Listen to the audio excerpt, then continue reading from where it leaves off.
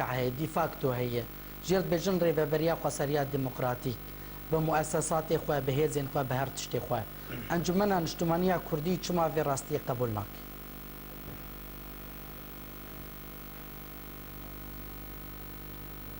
اموك انجمنا نجتمانية كردي لسوريا خود بينن تفجرة سياسي مسؤولة دبر بشكي مظن دبر ملت خدا ريفابريا ملت خدك ام تجارة سياسة امر الواقع جت سلطات جو بردوام هاتنا سر حكم سوري ما قبول نكريا وك ملت كرد سوري بتبعي رفض كرنا افتشتهاني نهاجي ام جبراي خوي بيدي سلطة الأمر الواقع ياغو بتنا خوا برنگكي بسر كيفا خوا حمتشتي إدارة بكي دبرين كردي وقرار حربي ويا سلمي وقرار سياسي وبريارة درخي وقانونا چه بكي سر كيفا خوا سر مقاسا خوا لسر بس برجواندي خوي حزبي تاني درخي ام فينا نابي ننتشتكي مناسب خدمتا ملت كرد قضيه كردي ناكد هندروي سوريا باشا يعني افري فبريا خسر بربيكي ام تبدينا جبو ريفبرنا كاروباري خلقيه جبو باراستنا دفرين كرديه جبو ريخستنا جواكا كردين روجافايا يعني تشتي حالي حاضر اف هي مال جمع انجمنا نشتمانيا كردي هي يعني مشروعي وي فيدراليه وببيان وداخيانيان بيجي كرن نا ببيان وداخيانية تشت جملتها ناي جيبجي كرن نابي يعني بهفرة ام كارن حمتشتي بكن وتشتي قلكي زحمتو تشقاس آستانجي ورنا بيشيا ما وقتي دستي ما دستي هفده بي ملتي ما يكبي بريارة ما سياسي يكبي هنجي امي كاربن درفتا الخووندا نكن وتشتاب دست خوبا بينن اف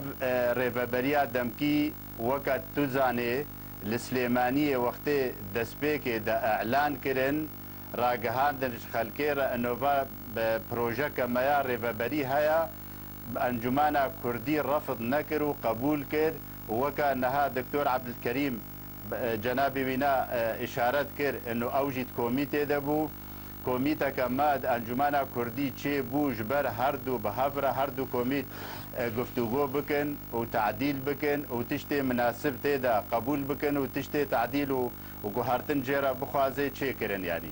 بهفرة قافي مظن آفيتن وكا قو دكتور عبد الكريم نها قوت الاستوديو اللي جمتا انه جنشكي وانا رفض كر بل جنشكي البرشابي خلقي حموها برادري مي بيدي اعلان كرن روجا بيستو يكي هايفي مها يكي وقت موعد جنيف بيستو دوي هايفي انعقاد ببي اوا قل لكي لذكر جبو بدنا خويا كرن انه اب بشل جنيف ايغو تبلي ائتلافي بونا ودشن گفتگو دكل سر قضيه سوري وممثلي ملتي كرد هندروي ائتلافي ومعارضات سوري دا ناون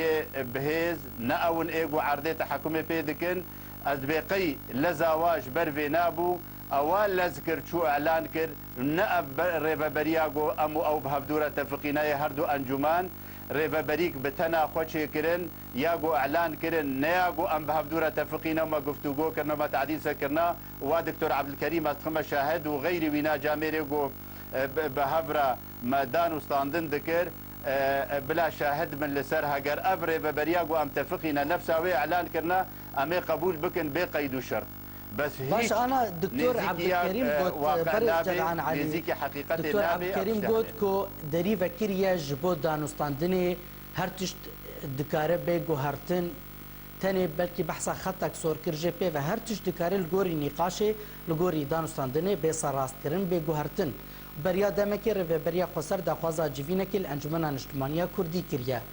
قالوا انجمن اجتماعيه كردي جي دوي وارده نهنكي خمساره يعني الجور سركردين انجمن اجتماعيه كردي جبر برانيه سركردين ميل درفنه نكر جفينا خل قامش والدار بخا يعني هنا كم صاريش علي وابتني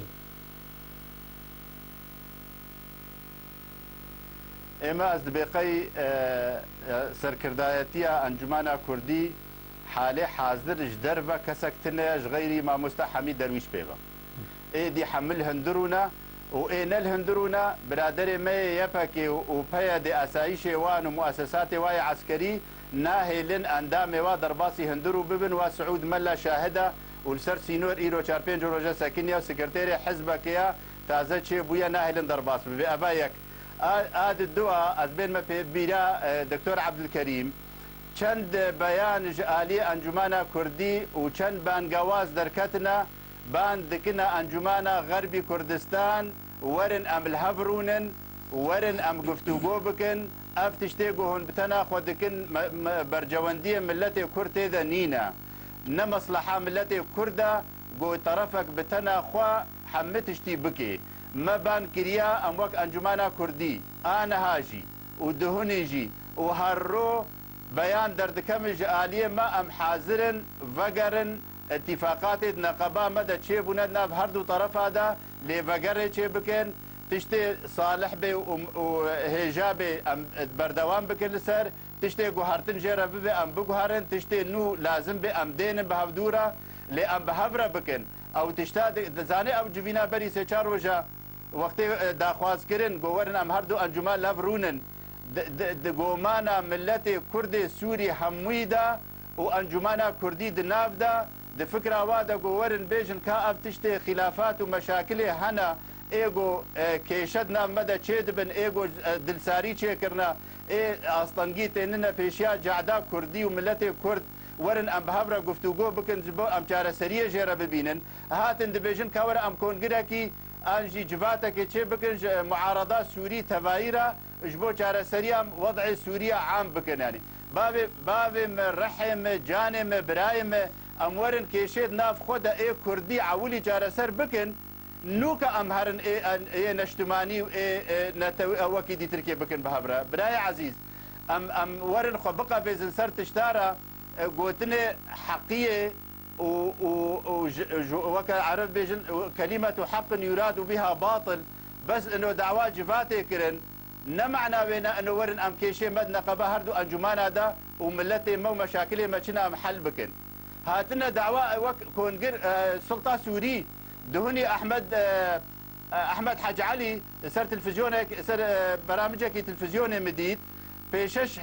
مع سكرتيري احزاب ابيغو نو وكفن هنا سوريا دا هناك الجبهه دا هناك دربي جبهنا مديت نفسها روجا هردو انجمان هبرو ونشتن سردا خوازا انجمانا قال لي روجاباي كردستان وسكرتيري احزاب دقوتن دفي ام جباتك نشتماني تشيبكن وجارة سريع وضع كردي وضع سوريا عام ام تهندرو سوريا دا جارة سربكن وكأنه اف بروجاك راستا انا بيجم قركة تشتي وطني الجمع تنبن هر تشتي وطني بدوام خوشي بشو نا ليا يا بري وينا وش حمد تشتي مهمتر دفي ناف كردادا بريارا كردي يكبي داخوازا كردي يكبي چاره سرکرا قضیه کردی بچرنگی چاره سرد بید به امسر وضع سیاسی بهبدوره بتفقن حتى نوكا امكارب النشتماني تشتكي بكن وتشتا طرح بكن وبروجا بيجن برا ما مست محمد خير نعم جو جارك يقوتن